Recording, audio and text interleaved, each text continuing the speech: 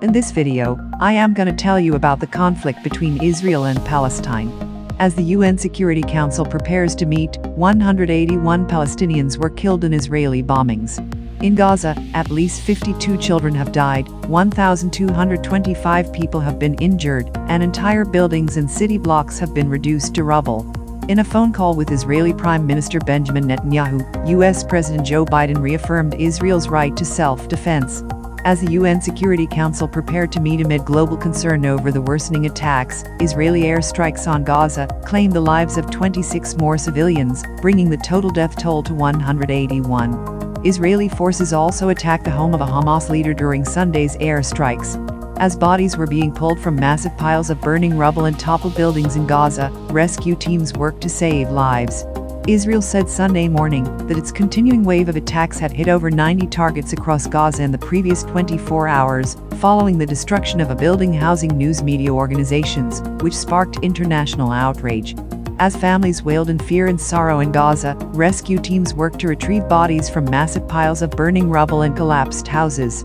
According to a spokesperson for UN Secretary-General Antonio Guterres, civilian casualties in Gaza are dismayed, and Israel's attack on the tower housing the Associated Press and Al Jazeera bureaus on Saturday is deeply disturbing. The Israeli army said on Sunday that about 3,000 rockets were fired at Israel from Hamas-controlled coastal territory, with about 450 failed launches falling in the Gaza Strip. Offices of the media were demolished. The Israel Defense Forces, IDF, said it struck Hamas and Islamic Jihad's infrastructure, including a massive tunnel system with over 100 strikes, and arms factories and storage sites. The home of Yahya Sinwar, the leader of Hamas's political wing in Gaza, was also hit by Israeli airstrikes, according to the army, which released a video showing plumes of smoke and extensive damage, but did not state if he was killed. In Gaza, at least 52 children have died, 1,225 people have been injured, and entire buildings and city blocks have been reduced to rubble. In one strike on Gaza, 10 members of an extended family were killed. One of the grieving fathers, Mohammed al-Hadidi, said the children didn't carry guns, they didn't fire rockets. According to the UN, 10,000 Gazans have fled their homes near the Israeli border in fear of a land offensive.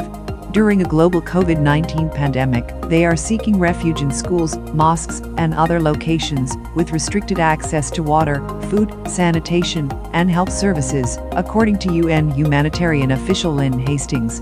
After issuing an evacuation order, Israel's Air Force demolished the 13-story Gaza building housing Qatar-based Al Jazeera and the Associated Press news agency, sending balls of flame and a cloud of debris into the sky Saturday afternoon.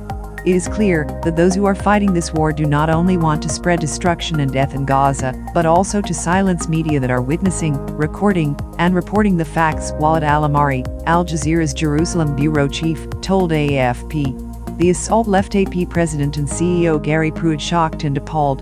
Fabrice Fries, the chairman of AFP, said the agency stands in solidarity with all the media whose offices were destroyed in Gaza, and urged all parties to respect the media's right to report on events.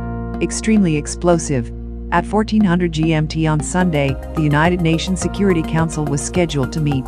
Washington, an ally of Israel, has been chastised for failing to do anything to stop the violence, despite blocking a UNSC meeting scheduled for Friday. In a phone call with Israeli Prime Minister Benjamin Netanyahu, US President Joe Biden reaffirmed Israel's right to self-defense. Biden also shared his serious concern about the abuse and the safety of journalists. Biden also spoke with Palestinian President Mahmoud Abbas earlier Saturday in their first phone call since the US president took office. Hadi Amr, the US Secretary of State for Israel-Palestine Affairs, was scheduled to meet with Israeli leaders on Sunday, before meeting with Palestinian officials to pursue sustained calm, according to the State Department. Netanyahu thanked Biden for his unambiguous assistance in a televised speech late Saturday. Thanks for watching. If you like the video, please hit the like button. If you want to see more videos, hit the subscribe button. And if you have something to say, please leave a comment.